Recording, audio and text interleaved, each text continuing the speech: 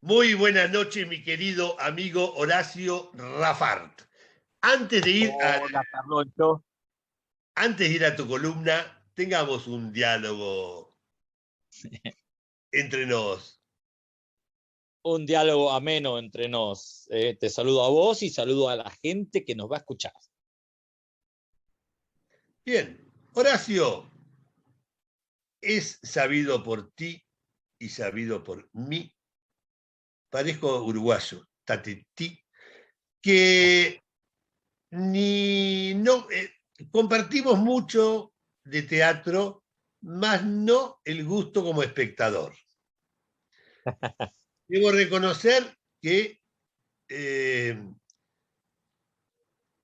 no soy proclive a ninguna historia fuerte. Fuerte en el sentido hasta de violencia, ¿no? Estás por reestrenar una obra que me gustaría que nos expliques bien, para que no se malinterprete nada, de qué se trata. Perfecto, ¿viste? Eh, Vos elegís el tipo de teatro que te puede hacer sentir bien, que te pueda así, divertir quizás o llevar un buen momento. En cambio, No yo por lo solo, general, no solo el tipo de teatro, el tipo de vida. ¿Y no te bueno, interesa? y yo suelo abordar los temas hablar de lo que a mí me duele.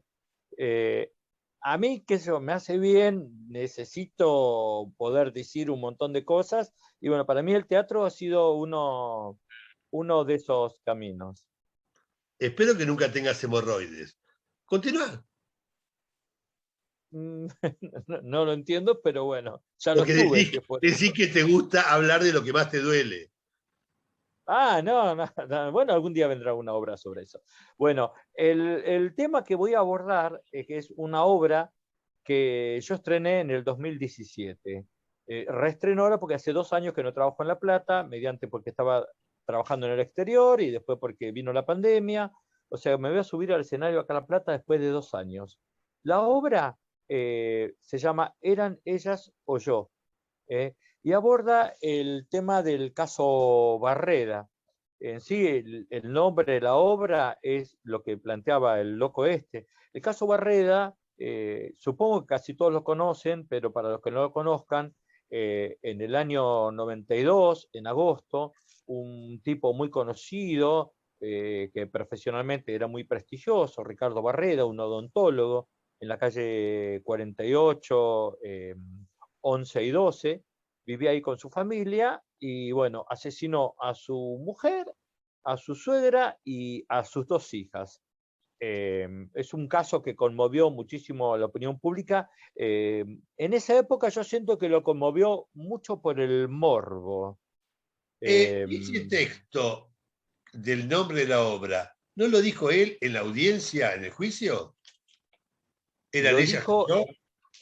lo dijo en reiteradas oportunidades, ¿no? A ver, lo que yo planteo, este trabajo se realizó después de unos años, yo me entrevisté 3 días con Ricardo Barreda en el 2017. Yo pensé que me iba a encontrar, mucha expectativa, con un viejito, ¿no? Eh, Similar a los represores, ¿no es cierto? Que unos viejitos que parece que se hacen a los buenitos. Pero sin embargo me encontré con una persona fría, calculadora, todo el tiempo medía sus palabras, que eran pocas, e iba disparaba, o sea, me manejó él a mí, te soy sincero, me dio vuelta como una media, me pareció un tipo, una persona muy siniestra, mucho más siniestra de lo que yo me imaginaba, y muy fría. ¿Viste cuando ves una persona que parece que no tiene sentimientos, que no sabes si le molesta, le gusta, si lo afecta, si no lo afecta? Una Vos no frialdad sabés, absoluta. vos no sabés cómo me estoy reprimiendo decirte un montón de cosas que no vienen al caso, pero que a vos te generarían risa. Así que continuemos. No, exactamente. A ver, yo tomo un asesino que ya hizo lo que hizo, cumplió su condena y ya murió. El problema para mí no es Barreda. El problema es cómo la sociedad tomó el caso de Barreda, y los otros más, y otros más. Hay una canción Sí, de la Versuit que dice Locati, Barreda, Monzón, también matan por amor. En ese momento no había femicidio, eran crímenes pasionales. Me acuerdo bueno, Alberto Locati, un tipo de acá de la ciudad de La Plata, que arrojó a su mujer de un primer piso, pasó a la historia y fue motivo de chistes toda la vida. Cuando claro. fue el caso de Monzón, ¿entendés? ¿Cuánta gente salió a defender a Monzón? A decirle, eh, bueno, pero su mujer había tenido sexo a la noche, así una, que una- ahora que no una se haga la víctima. interrupción, ¿no? Eh, no solo reconozcamos que afortunadamente en principio legalmente se ha avanzado mucho, Mm, moralmente todavía no del todo, porque sigue habiendo, por ejemplo, discriminación con la gente mayor, sí. eh, y también con todos los que han eh, generado derechos, la sociedad hacia ellos, aún se los discrimina. Pero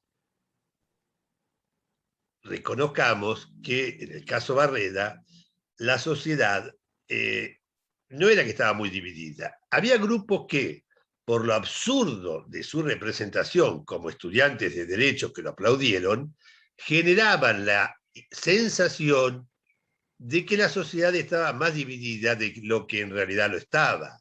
Lo que sí había era un distanciamiento que provocaba que hicieran chistes sobre la suegra, bueno, la suegra no es delito, matar a la suegra, decían algunos, haciéndose los chistosos, en un distanciamiento con un crimen horroroso, sin ningún lugar a dudas. Este, no creo que Vos la date sociedad, cuenta, vos fijate, Mirta Legrand, cuando llegó a una persona cuya expareja le pegaba, le preguntó, ¿y vos qué motivo le dabas? ¿y vos qué hiciste? O sea, y lo hacía desde su mejor lado humano, imagínate el peor. O sea, creyendo que estaba realmente haciendo una, un razonamiento muy válido, partía de la base que la mujer le había dado alguna excusa, o el varón o quien sea, a la otra parte para que dentro de una pareja uno sea golpeado. Sí. Sí, a ver, y yo lo que siento es que la sociedad lo sigue haciendo. Siempre se hizo broma sobre la suegra y sobre la mujer. Era muy cotidiano decir, uy, la bruja no me deja, o decirle la bruja, digamos, a la pareja de uno. Bueno, Eso era yo muy aún, normal. aún utilizo el matrimillas. Yo cada vez que invito a alguien, a vos te lo he dicho, vamos a la costa, juntá matrimillas y nos vamos a la costa. Reconozco que la expresión matrimillas me suena graciosa, pero no tiene nada que ver con bruja. Es más, no concibo una pareja si no es tu mejor amiga o tu mejor amigo No, no, o quien no, sea. totalmente, totalmente. A ver, yo lo que voy es que sí, me metí, o sea, yo presencié el día que sacaban los cuerpos. Yo pasaba de casualidad en un taxi, el taxi tuvo que parar porque estaba todo cortado y vi. Recién al día siguiente en los diarios empezó a asomarse que fueron asesinadas 4 mujeres por un robo. Después que no era robo, después quedó detenido y después confesó. Y después él solo, porque fue el único testigo del caso, dijo que lo maltrataban, pero no hay pruebas, no hubo ninguna prueba de que esos maltratos, ni siquiera él dice que a él le decían Conchita, sus hijas, su mujer, todo, y que eso también fue detonantes, pero el único testigo que hay es él. Todos los demás están muertos, ni siquiera los conocidos Reconozcamos que pueden. si él hubiese tenido un mínimo de salud mental, se divorciaba, ejercía su profesión en otro lugar y listo. Sí. Evidentemente, era una persona enferma que fue subiendo, subiendo, subiendo hasta un límite donde perdió todo contacto con la realidad. No, totalmente, pero a ver, hasta Injustificable antes de eso, todo. hasta antes de eh, eso era una persona muy querible. Vos sabés que, Carloncho, que a los abogados, durante todos los años que duró el proceso, el tipo estuvo 15 años, 20 años preso, ¿entendés? Fue pagado por sus clientes. los clientes que atendía Barreda, sus pacientes, le pagaron al abogado porque decían que era muy buena persona y que lo colmaron. Una vecina de él, de a la vuelta, que no voy a decir el nombre, que yo, para mí era como una tía, lo veía, no podía creerlo, porque lo veía pasar todas las mañanas y lo saludaba él a ella con un gesto galante, siempre, buen día, fulanita, ¿no? Y seguía caminando. Y todo el mundo tenía esa impresión, que es la impresión que vos podés causar socialmente y ser en lo íntimo, en algunos casos, desbordado, ser un monstruo. Porque Hitler no era las 24 horas del día un asesino. También acariciaba nenes, digo, considerar animales o monstruos a las personas es banalizar el caso, porque es muy fácil decir, ah, era un monstruo. No, no, era un ser humano que tuvo comportamientos monstruosos. No son comparables uno con el otro, aclaro, pero este es injustificable. Sin embargo, en tu obra vos lo planteás como monólogo desde el punto de vista de él. No, a ver, si es desde el punto de vista de él, también es cuestionable, porque él está haciendo y diciendo unas cosas desde su lógica. Y Barreda comenta cómo lo recibieron los estudiantes en la Facultad de Derecho, con aplausos. Él comenta cómo le piden autógrafos, están las filmaciones, Bueno, Paloncho, en eso sí YouTube. asusta. Están, Eso no sé si no sí, me asusta más. Porque eso eso, van a ser eso es jueces, lo fiscales, ¿entendés? Listo. De eso Eso estoy hablando. De eso hablo yo en el trabajo. Barreda es un puntapié inicial para tocar el tema de la hipocresía de un no, pues sector, digamos, de la un sociedad, un sector. enfermo que perdió Sí, pautas puede ocurrir, pero un perfecto, conjunto pero de estudiantes normales, entre comillas, que tengan la desvergüenza de aplaudirlo en la facultad de Derecho, sí. es un síntoma de que algo anda mal. Vos pasás ahora por la casa de Barreda y dice Barreda asesino de mujeres, todas las cosas. Pero muchos años estaba el frente de la casa de Barreda con grafiti como diciendo aguante Barreda, Barreda ídolo. De la misma manera que le pintaron en la casa donde se fue a vivir después con la libertad condicional a Belgrano, uno decía Barreda asesino y del otro lado aguante Ricky, ídolo. Y eso pasa ahora. Vos ponés en YouTube los quilombos que había de vecinos ahí, se peleaban entre mujeres, algunos defendiéndolo diciendo es un excelente hombre, nosotros vamos a defender. Una Cuando yo cosa no fui a tiene nada que verlo, ver con la otra. O sea, podía ser no, un excelente hombre que un día, por H o por B, comete un hecho injustificable y tiene que pagarlo. Es perfecto, así. pero date cuenta, a mí me venía a la cabeza el caso del Bambino Vega. El Bambino, Bueno, ese es peor. un Ese es peor. violador de menores. Perfecto. Era Ese, no solo que ahora participa de programas de por televisión, es eso, ese es panelista, peor. es una voz calificada y es vivado en las canchas de fútbol. Ese es peor no desde el punto de vista del acto que cometió, sino porque 4 homicidios.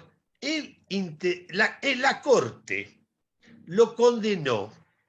Él venía condenado por violación a un menor de edad, ¿no? Sí, A Candelmo creo que se llamaba.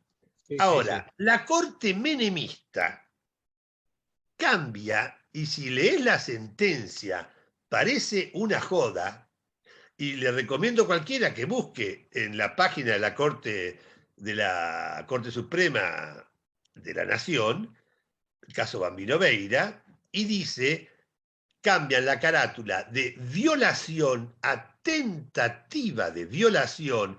¿Por qué? Porque al estar parado no lo pudo penetrar bien. Ahora, ya probado, condenado, porque él fue condenado por tentativa de violación, escarcelado después porque cumplió en realidad la pena. Ahora, esa misma persona siguió asistiendo a clubes, a charlas, a programas donde participaba y donde todos lo tomaban como el gran contador de historias graciosas, como el gran, y era como si el padre Grassi mañana, si tuviese algo de chispa, que no la tiene por otra parte, estuviese en algún programa polémica en el bar. exactamente. Era una voz calificada para cierto sector de la Cuando sociedad. tendría que tener prohibido al menos la entrada a un club donde hay menores. Y sí, pero de esto quiero hablar yo, de esta hipocresía, de por qué nosotros, por qué se deja pasar todas estas cosas y porque políticamente no conviene o conviene. Yo en ese momento, Carloncho, los titulares, yo fui a las hemerotecas, estuve horas y horas de hemeroteca, veía los titulares, decía Barreda, ¿justiciero o Terminator? Títulos de los Bueno, diarios, así. está bien, reconozcamos que nuestros diarios, al menos los masivos, por ejemplo Clarín, Manieto, está involucradísimo en papel prensa, la causa papel prensa, que logró que se lo cierren en virtud de sus vínculos. Eh, Perfecto. Yo Vamos me a refiero a Ledesma, Ingenio Ledesma, vamos a, sí, sí, digo, que la a todo. hipocresía, desde la primera corte que convalidó el primer golpe de Estado, estamos jodidos en gran parte como Perfecto. sociedad. Yo lo que quiero decir de que los medios, está bien, vos no manejás el Clarín, pero sí vos manejás si hay un programa de televisión que lo ves en YouTube y que después tiene 1 millón de reproducciones, que es todo joda sobre Barrera.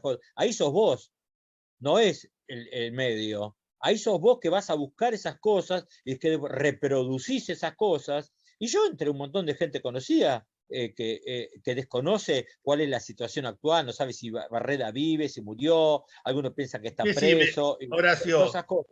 Sí, para ir finalizando el Zoom ¿cuándo estrenás, cuándo reestrenás, dónde y cuánto perfecto. sale? Bueno, es este sábado 2 y el sábado 9 acá en la Ciudad de La Plata, en la calle 58, entre 4 y 5. Se llama Espacio Arte Vivo. Es a las 21 horas y el costo de la entrada es de 500 pesos, un cupo muy pequeño de gente y con las puertas de los costados abiertas, que circula, es un lugar pequeño, pero con mucha ventilación. Digamos, se abren las puertas que dan a un patio y bueno, corre aire y va a ser la primera función que haga yo acá en La Plata después de 2 años, más o menos. No, en ese aspecto, digamos, los que vayan van a estar tranquilos porque todos vamos a estar cuidando la situación. A ver, uno que la pasó y que yo sufrí la falta de trabajo estos 2 años, lo voy a cuidar como nunca. Eh, y bueno, y antes de cerrar esto, Carloncho, yo tuve la cabeza metida 3 años en el expediente. Bueno, lo último que hice fue la entrevista. La fui a entrevistar como para sacarme un montón de dudas o para conocerlo. Para a mí el laburo actoral me hace bien conocer a la persona. Y ya te digo, es una de las personas más siniestras que conocí en mi vida y yo realmente no puedo entender cómo hay personas, ¿entendés?, que la defienden o que toman como si fuera una anécdota. Esto me lo decía el mismo Barreda. Mirá lo que me dijo. Y con esto cierra parte, dice la obra. Dice, todo el mundo me dice a mí, está bien, yo me mandé esta, dice, yo me encerraron, estuve tantos años preso, pero en la Argentina las cosas siguieron pasando. Y hay gente que puede hacer cosas peor que yo. Él De siempre me decía, hecho, bueno, me arrepiento de hecho ocurrió varias veces en varias veces, democracia. exactamente. El caso Exactamente. Andrés Núñez, por Sí, citar uno, el caso Miguel Bru, que hoy la columna tuya va a ser sí, sí, sí, sí. sobre... Voy a abordar el tema Bru. Pero bueno, bueno, casos de violencia contra la mujer. aprovecho para mandarle Sí, un beso grande a Rosa Bru y sí. para Jorgito Jaunarena, que es, digamos, la mano derecha de Rosa y de la asociación, además de secretario de Derechos Humanos de Periodismo, un tipazo. Pero hubo casos como el de el incendio en Magdalena, que Sí, tiene, si se quiere, un correlato de alguna manera desde el punto de vista de la esquizofrenia social con la voladura de Río Tercero. ¿Por qué? sí, Río Tercero, cuando el marido de Ana Gritti, que muere de un infarto tratando de sacar chicos del colegio, empieza a decir que había sido una voladura intencional, la misma sociedad le daba la espalda. ¿Por qué? Porque casi todos vivían de esa fábrica. militar. En Magdalena, cuando se prende fuego parte del penal, una semana antes la Comisión Provincial por la Memoria había presentado un habeas corpus preventivo. Recordémosle a la gente que vos podés tener un derecho, pero si no tenés una manera de garantizarlo, no sirve de nada. Entonces hay dos grandes garantías. El habeas corpus, que se refiere a la integridad física, a tu desplazamiento por el país y a las condiciones de encierro, o el amparo, que se refiere al resto de los derechos. Son trámites sumarísimos. El habeas corpus, en 24 horas, debe celebrarse la audiencia con la persona, si es que está hallada, porque si es una persona desaparecida, obviamente no, y resolverse en 24 horas.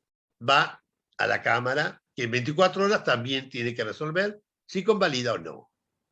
En la provincia hay casos de más de 2 años de denuncia de torturas en comisarías que no la resuelven, más de 2 años, pero dejando eso de lado.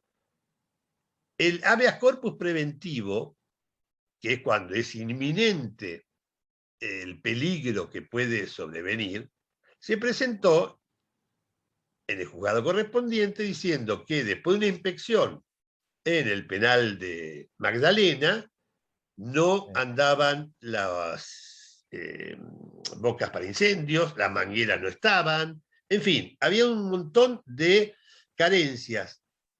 A la semana se incendió y no abrieron las celdas. ¿Sabes por qué? Para que no se fugaran. Conclusión, murieron quemados. En Esteban Echeverría, hace muy poco, ocurrió lo mismo. Ni Solá sufrió ninguna consecuencia. ¿Vos te acordás del caso Ibarra por lo de Cromañón? Sí, es Eran más, inspectores los obligados, no Ibarra. Sin embargo, lo echan Ibarra. Discúlpame, yo un par de años después de eso, yo hice una obra de teatro que la tuve como 4 o 5 años y la recorrí todo el país y otros países por el tema del caso Cromañón. Y pasa exactamente lo mismo, el tema de la impunidad. No lo mismo, porque en el caso Cromañón, Ibarra paga el costo político y tiene que irse. Solá no pagó ningún costo político. Es dudable para mí, yo creo que no era responsable Ibarra, pero si lo era, también lo era Solá, porque en este caso además había un habeas corpus preventivo.